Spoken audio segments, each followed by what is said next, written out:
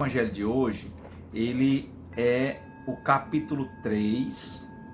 Eu estou nessa versão aqui do Evangelho, capítulo, na tradução do Herculano Pires, e Instruções dos Espíritos, no capítulo 3, que é Há muitas moradas na casa de meu Pai. E nas instruções, eles dizem, e tem 8, mundos superiores e mundos inferiores. A classificação de mundos inferiores e mundos superiores é antes relativa do que absoluta, pois um mundo é inferior ou superior em relação aos que se acham abaixo ou acima dele na escala progressiva. Tomando a Terra como ponto de comparação, pode fazer-se uma ideia do estado de um mundo inferior, supondo os seus habitantes no grau evolutivo dos povos selvagens e das nações bárbaras que ainda se encontram em nosso planeta, como restos do seu estado primitivo. Nos mundos mais atrasados, os homens são de certo modo rudimentares. Os homens possuem a forma humana, mas sem nenhuma beleza. Seus instintos não são temperados por nenhum sentimento de delicadeza ou benevolência, nem pelas noções do justo e do injusto. A força bruta é sua única lei. Sem indústrias, sem invenções, dedicam sua vida à conquista de alimentos. Não obstante, Deus não abandona nenhuma de suas criaturas. No fundo tenebroso dessas inteligências, encontra-se latente a vaga intuição de um ser supremo, mais ou menos desenvolvida. Esse instinto é suficiente para que uns se tornem superiores aos outros, preparando-se para a eclosão de uma vida mais plena, porque eles não são criaturas degradadas, mas crianças que crescem.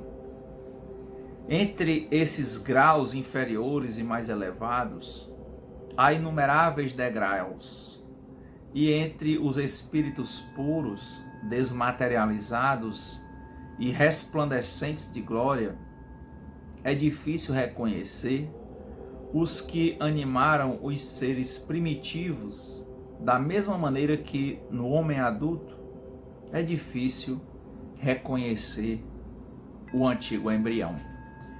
Então, é interessante que a gente comece aqui a refletir sobre o Evangelho. Acho que o tema central desse texto é quando ele fala que a classificação de mundos em mundos inferiores e mundos superiores é, antes de tudo, relativa do que absoluta. Por que eu entendo que esse é o tema central? Porque os antigos falavam da heresia da separatividade. O que é a heresia da separatividade? Tem a ver com a separatividade, com a sensação de separação, de comparação, de divisão que nós temos o costume de praticar. E dividindo as coisas entre melhores e piores, superiores, inferiores, mais importantes, menos importantes. E aí vem a separatividade, porque aquele que julga, ele está se colocando numa posição que para ele é diferenciada. Mas a gente tem que entender que é para ele, não quer dizer que de fato aquela posição é diferenciada. Para o Senhor, diziam os antigos, principalmente nas grandes orbes do Oriente, né, nas literaturas, porque também não tem essa divisão. Para Deus não existe nada mais importante ou menos importante. Não existe o pequeno ou grande. Essa noção de pequeno ou grande é uma noção nossa dentro das nossas limitações.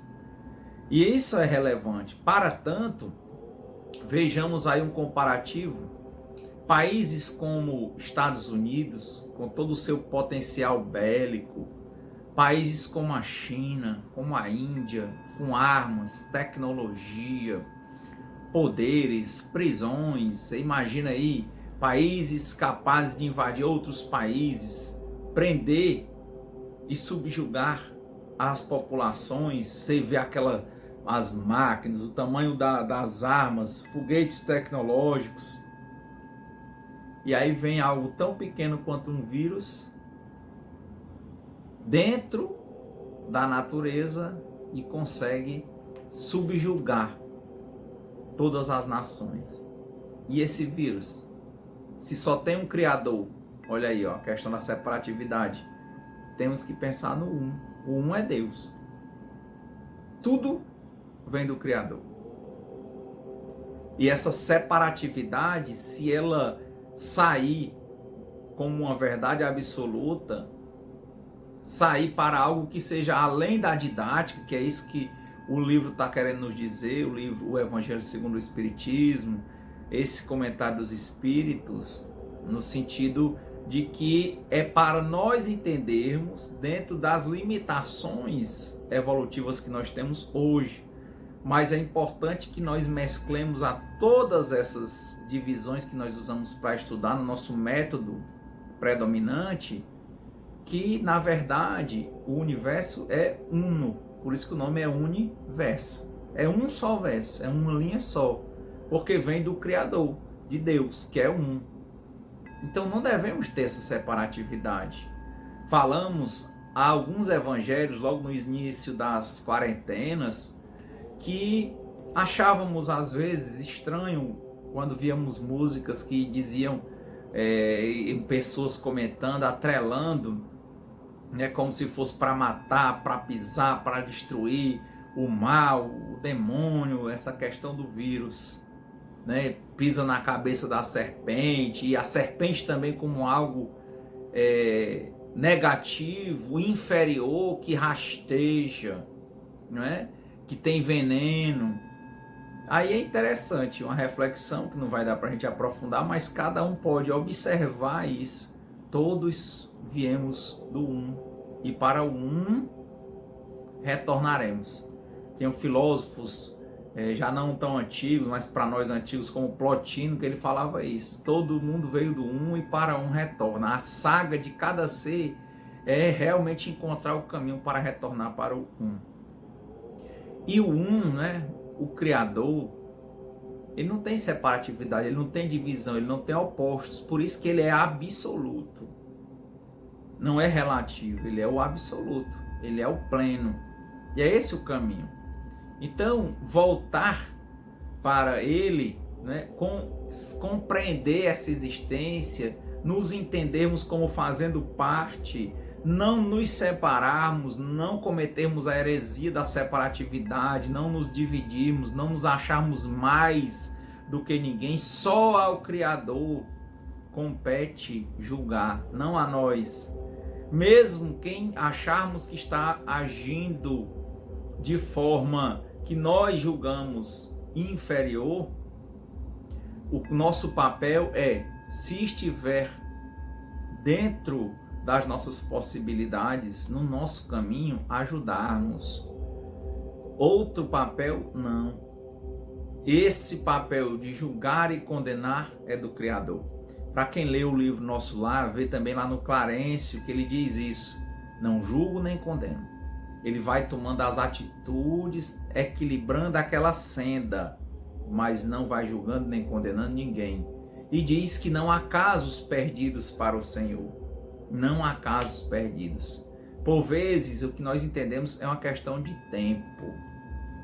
Não é o tempo físico, mas acaba se manifestando em tempo físico, mas é o tempo mental, o tempo emocional, o tempo de equilíbrio, o tempo em que nós tiramos, resolvemos limpar as nossas lentes, tirar a trave dos nossos olhos e de fato acabarmos com a separatividade e começarmos a seguirmos a linha do Criador. Somente mandarmos para o universo o que é bom, o que é belo, o que é justo, e assim receberemos do universo o que é bom, o que é belo, o que é justo, porque ele funciona como um espelho. Não há casos perdidos. para o Senhor. E assim são os mundos. Assim é a velhice, a doença e a morte. São fases naturais que servem para aprimorar os nossos espíritos, a nossa visão, a nossa compreensão, para que nós possamos, em compreender ou em compreendendo isso, afastarmos, elidirmos o medo, a ansiedade, os padrões de controle, os padrões de dependência, de necessidade de ser confirmado ou ser confirmada aos olhos dos outros, ao invés de vivermos em plenitude as nossas vidas. Esse é um ponto que ressalta aqui no Evangelho. Ele tem logo cuidado, mundos superiores e mundos inferiores. Ele está dizendo, olha, é para você entender dentro dos seus limites, mas não é uma definição absoluta. Só para você entender dentro dessa sua realidade. Lembre que isso é um livro de fins do século XIX. O primeiro livro que Allan Kardec escreveu foi em 1857, tá? E ele passou da primeira mesa que ele conheceu, das mesas girantes, nos salões lá de Paris, até o fim, né, da desencarnação dele, nesse momento que ele viveu, naquele momento, 14 anos. E aí a produção saiu principalmente, a primeira mesa em torno de 1857, o primeiro livro em 1855, o primeiro livro em 1857, o Livro dos Espíritos, e assim segue os outros livros e a Revista Espírita, tá? E a formação da Sociedade Espírita Parisiense. Então esse é um momento de compreensão. Hoje, como não são termos absolutos, nós podemos pensar nisso, evitarmos a heresia da separatividade, lembrarmos que Deus é um, lembrarmos que a natureza, que é a manifestação de Deus, ela é linda, justa e é boa. Eu vinha caminhando, ainda refletindo, prestando atenção nisso, próximo às plantas, caminhando e vendo como é a harmonização das coisas.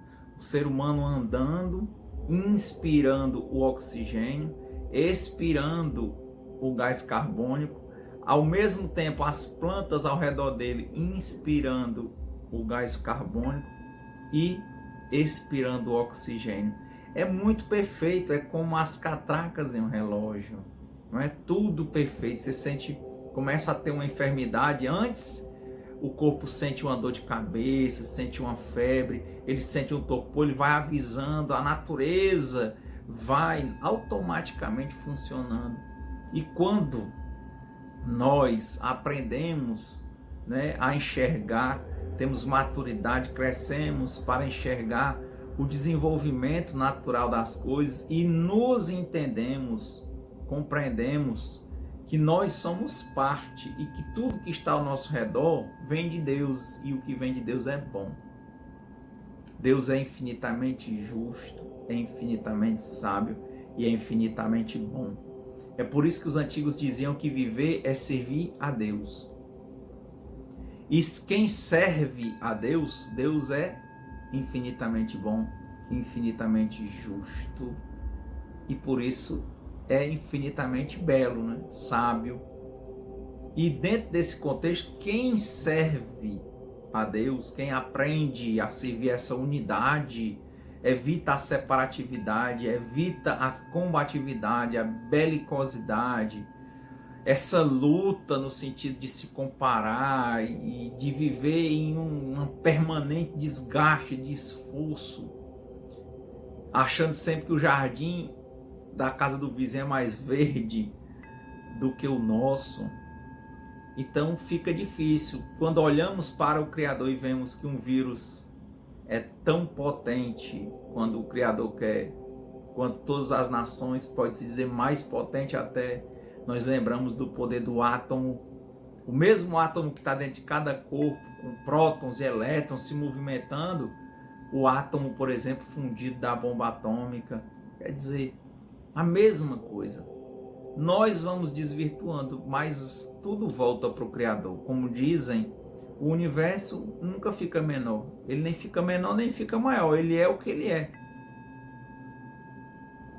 Então, nós não temos essa possibilidade. A natureza do homem, ela é boa.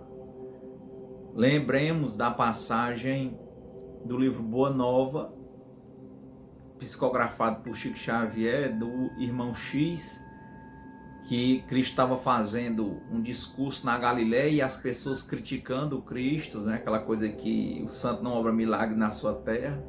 E enquanto ele falava, os discípulos ficavam defendendo ele no meio da multidão, e quando ele saiu, eles foram caminhando com ele para outra cidade e ficaram lá falando e dizendo que tinham defendido, e ele não respondia nada. E Pedro chegou ao Cristo e disse: "Ô, você viu que nós lhe defendemos daqueles homens maus?" Aí nessa hora só Cristo, sem censura, com a doçura que as escrituras falam que ele tinha, ele olhou e disse: "Pedro, eu não tenho a pretensão de agradar a todos." Quer dizer, ele sabia da ignorância que existia dentro das pessoas, dessa heresia da separatividade, né? Dessa baixa autoestima, dessas dificuldades que por vezes nós temos. Ele disse: "Eu vim para desenvolver o reino de Deus dentro de cada pessoa." Você já desenvolveu o reino de Deus dentro de você, Pedro? Porque é isso que é o reino de Deus, é lembrar do um. É fazer a religiosidade, é se religar, religião. Religar-se com o Criador. E religar-se com o Criador tem que passar por uma religação conosco. Saindo das abstrações, do mundo das ilusões, das fantasias, que tem a ver com esses prazeres que são lógicas conhecidas no passado e que a gente quer usar como lentes para tomar conta do futuro e que não dá. Então ele diz: "Pedro, os homens, antes de maus, eles têm medo." Então, reflitamos sobre esse evangelho, sobre a heresia da separatividade, sobre a compreensão da unidade de todas as coisas em Deus, que está em tudo, que cria tudo, que é infinitamente bom, infinitamente justo e por isso infinitamente bonito. Então, uma semana boa, justa e bonita para nós. Muitíssimo obrigado. Eu não posso. É grande demais. Tamanho interessa não. Olhe pra mim. Julga pelo tamanho a mim? É bom fazer isso, não. Aliada minha é a força.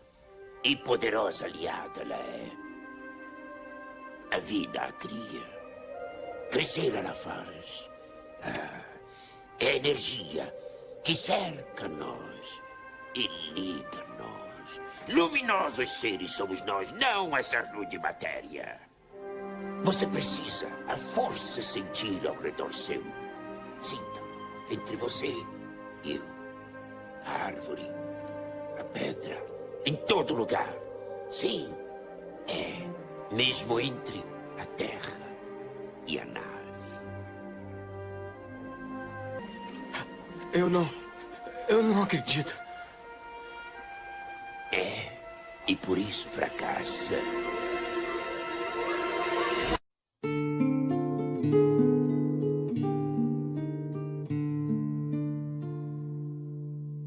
Senhor, fazei-me instrumento de vossa paz. Onde houver ódio, que eu leve o amor. Onde houver ofensa, que eu leve o perdão. Onde houver discórdia, que eu leve a união. Onde houver dúvida, que eu leve a fé. Onde houver erro, que eu leve a verdade. Onde houver desespero, que eu leve a esperança. Onde houver tristeza, que eu leve a alegria. Onde houver trevas, que eu leve a luz. Ó Mestre, fazei que eu procure mais consolar que ser consolado, compreender que ser compreendido,